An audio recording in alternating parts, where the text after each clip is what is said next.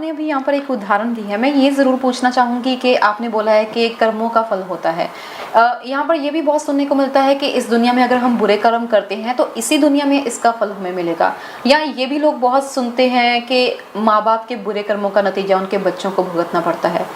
इनमें दोनों चीज़ों में क्या कॉन्ट्राडिक्टरी है आप में? क्योंकि ये भी बोलते हैं कि माँ बाप अगर गलत कर रहे हैं तो बच्चे उसकी भुगतेंगे, या फिर अपने कर्मों का हमें अगले जन्म में इसका करना पड़ेगा। देखिए, हर एक व्यक्ति का एक अपना ही बैंक बैलेंस है। माँ बाप बुरा करते हैं और अगर उस बुरी इनकम को बच्चा अपने जीवन में सरवाइव कर रहा है तो उसका इम्पैक्ट जरूर पड़ता है। पर हम अपने जीवन में अच्छे कर्म करके, पुनीत कार्यों में सहयोग देकर, जैसे मैंने भी एक श्री डिवाइन फाउंडेशन एस्टेब्लिश की है जो गरीब लोगों की मदद करती है, उनको वस्त्र मुहैया करवाती है, उनको मेडिकल रिलीफ देती है। समय के साथ साथ हम पुनीत कार्य करें, हमें नहीं पता हम पिछले जन्म में क्या कर रहे हैं, क्योंकि कोई भी मेडिटेशन की डेप्थ में जाने में हर व्यक्ति सबल नहीं होता है कि अपने आप को, अपने पुनर्जन्म को पढ़ पाए या देख पाए। हम अपने जीवन में अच्छा बने रहे, बजाय हम तनाव भरा जीवन जिए, दूसरों को पीड़ा दे। टेंशन में नहीं, अटेंशन में आने की जरूरत है, अटेंटिव होने की जरूरत है। टेंशन और अटेंशन में बहुत कम अंतर है, एक ही लेटर है आगे। जी, आज यहाँ की लाइफ की हम बात करें तो यहाँ पर हर कोई बिजी है, अपने बच्चों को समय नहीं दे पाता, और सबसे ज्यादा इनकी यही है कि हमारे बच्चे अपनी जड़ों से कैसे जुड़े। बच्चों को हम समय दे नहीं पा रहे, और ये भी उनसे एक्सपेक्ट करते हैं कि हमारी संस्कृति को भी ये पहचाने। दूसरे मुल्क में आके, उनका जन्म इस मुल्क में हुआ है, इनकी संस्कृति ये है, लेकिन हम उनसे बहुत ज्यादा उम्मीदें रख लेते हैं, तो क्लैशेस बहुत होते हैं। आजकल हम देख रहे हैं कि जनरेशन गैप के नाम पर बच्चों और उनके पेरेंट्स की आपस में बिल्कुल नहीं बन रही। जी, ये जनरेशन गैप की समस्या से आज मैं कहूंगी कि पूरा विश्व जूझ रहा है। ये जैसे कोविड जैसी बीमारी से पूरा विश्व जूझ रहा है, ये महामारी हमारे समाज में ये जनरेशन गैप के रूप से भी सामने आई है। बच्चे बड़े हो रहे हैं, बच्चों की अपनी सोच है, बच्चों का अपना रवैया है। वो समाज में पहले का विकास कुछ और था, आज का विकास कुछ और है।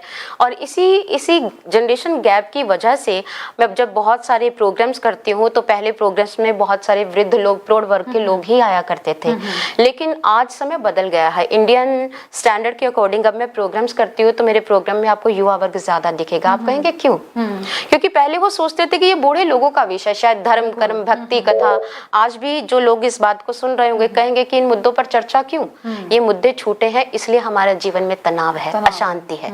इन मुद्दों पर चर्चा होती रहती तो शायद हम अच्छा जीवन जी पाते। मैं कहती हूँ कि ये कथाएं, ये सत्संग, ये विचार, ये चर्चा केवल वृद्ध लोगों के जीवन का विषय नहीं है, ये आज की युवा पीढ़ी का भी विषय है। क्योंकि जैसे हम हनुमान जी का जीवन चरित्र देखें, मंदिरों में लोग जाते हैं, पूजन करते हैं, मंगलवार को आरती करते हैं। हनुमान जी की अगर लाइफ हिस्ट्री को, हनुमान जी के अगर आप मैनेजमेंट को देख लें तो यू आर टोटली सरप्राइज्ड। आप इतनी हैरान रह जाएंगे कि ऐसा कैसे संभव है। उसमें हम देख रहे हैं कि हनुमान जी ने राम के काम को करने के लिए कंसंट्रेशन और साथ ही साथ फुल ऑफ एनर्जी, अपनी हेल्थ को मेंटेन किया, साथ साथ अपने इनर सेल्फ से जुड़े रहे, और राम ने उनको जो काम दिया, जो उनके लिए इम्पॉसिबल था, उस काम को उन्होंने पॉसिबल कर दिया। आज के बच्चे से अगर पेरेंट्स एक्सपेक्ट करते हैं कि तुम ये बनो, और बच्चे को भी उस काम के लिए फुल कंसंट्रेशन चाहिए, काम के लिए पूरी एनर्जी चाहिए, गुड हेल्थ चाहिए, और साथ में अगर वो इनर सेल्फ से जुड़ेगा तो टेंशन का दबाव नहीं होगा, दूसरे दबाव नहीं होंगे, पीयर प्रेशर नहीं होगा। हनुमान जैसे रोल मॉडल, विवेकानंद जैसे रोल मॉडल्स को आज दुनिया में दोबारा से उजागर करने की जरूरत है। ये कोई पौराणिक पात्र नहीं है, इनसे प्रेरणा लो। जैसे हनुमान जी हर काम को सफलता से कर पाए, आज की युवा पीढ़ी अगर इनको अपना आदर्श बनाए कि वो कैसे काम करते थे, कंसंट्रेशन चाहिए, एनर्जी चाहिए, ये सब चाहिए, इन चीज़ों को साथ लेकर अपने पेरेंट्स को, उनकी आशाओं को भी साथ रखते हुए, बिना प्रेशर के हम बहुत स्मूथली अपने टारगेट को अचीव कर सकते हैं। पुराने समय में था, आपने श्री राम जी की उदाहरण दी, तो उस वक्त माता पिता को लगभग भगवान का दर्जा दिया जाता था, अपने गुरु को भगवान का दर्जा दिया जाता था। लेकिन अब ऐसा नहीं है। बच्चे भी हैं, उनकी अपनी खुद की लाइफ हो चुकी है, उन्हें ये लगता है कि अपने डिसीजन हम खुद ले सकते हैं। माता पिता की इंटरफेरेंस कोई भी पसंद नहीं करता। तो इसके ऊपर आजकल के बच्चों पर ये जो अपने परिवार को लेकर डिफरेंसेस बढ़ रहे हैं, न्यूट्रल फैमिलीज पसंद करते हैं, 18 साल के हुए परिवार से अलग रहना इन्हें ज़्यादा अच्छा लगता है। तो इसके लिए आप किसे जिम्मेदार मानते हैं? मैं दोनों को जिम्मेवार मानती हूँ। दोनों को कैसे?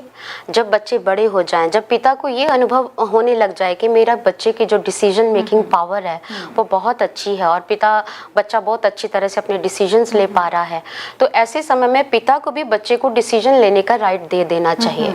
हर बार पिता अगर इंटरप्ट करेगा और बच्चा हर बार फील करेगा कि मैं जब 14 साल का था तब भी इंटरप्शन थी, अब मैं 40 का हो गया हूँ, पिता की तब भी इंटरप्शन है, तो पिता को भी बढ़ते हुए बच्चे के विकास को देखते हुए उसे भी विकसित होने के अवसर देने चाहिए।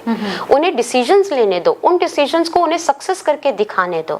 तो मैं लेकिन बच्चों से भी ये अपील करती हूँ कि जो आपके पेरेंट्स हैं, जिन्होंने अपने जीवन के अनेकों अनुभवों से गुजर कर आपको बड़ा किया, आपको अपने संस्कार दिए, आपकी शिक्षा दी, कहीं ना कहीं उनकी ये अपेक्षा थी कि बच्चा भी हमें उस उम्र के पड़ाव में उतने ही प्यार से रखेगा जिस प्यार से हमने उसे बड़ा किया है।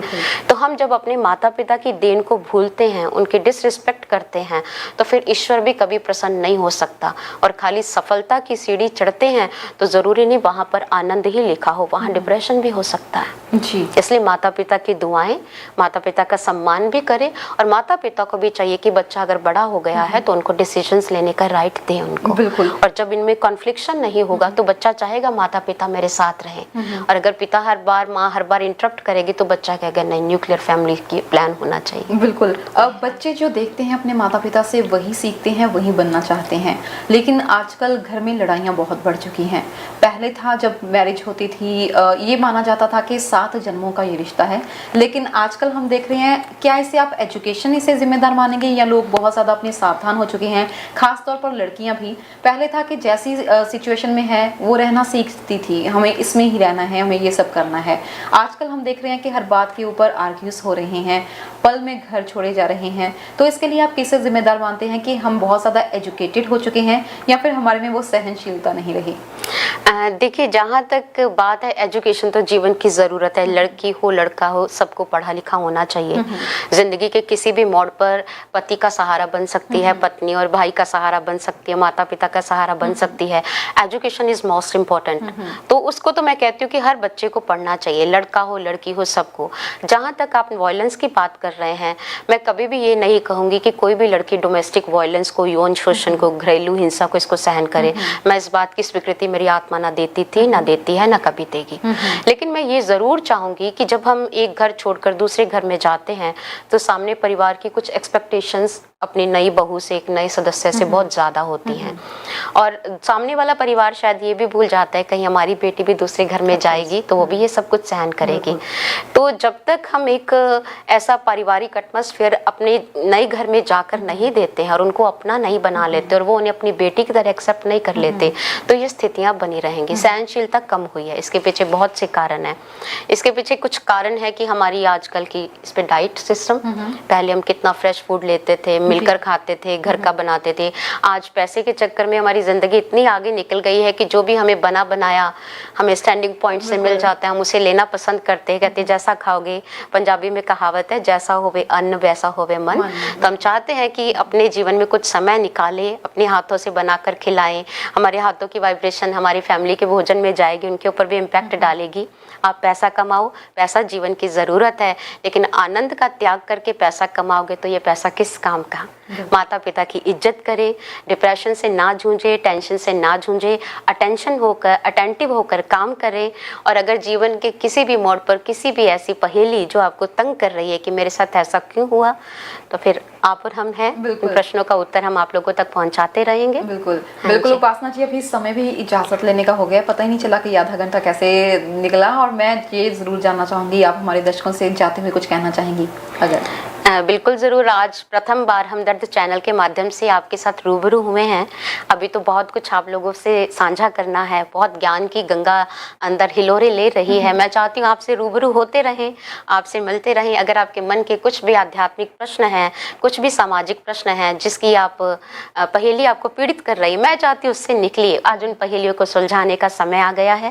मुझे सेवा का अवसर ज़रूर दीजिएगा। उपासना सेतिया हमेशा आपके साथ है, आपके साथ रहेगी। अभी कनाडा में हमारा प्रवास रहेगा, अगर मौका मिला तो दोबारा आपसे रूबरू जरूर होंगे। बिल्कुल, आपका बहुत बहुत शुक्रिया, आपने अपना समय निकाला और हमदर्द टीवी के दर्शकों के साथ इतनी अच्छी बातें आपने साझी की। बहुत बहुत अभिनंदन, सभी दर्शकों का आभार। तो दोस्तों ये था हमारा प्रोग्राम खास मुलाकात। अगर आपको पसंद आया हो तो नीचे कमेंट जरूर करिएगा। इसके साथ ही हम उपासना जी के साथ फिर हाजिर होंगे एक नए अगले एपिसोड में, कुछ अलग मुद्दों पर करेंगे बातचीत। फिलहाल दीजिए इजाजत, देखते रहिए हमदर्द टीवी। नमस्ते।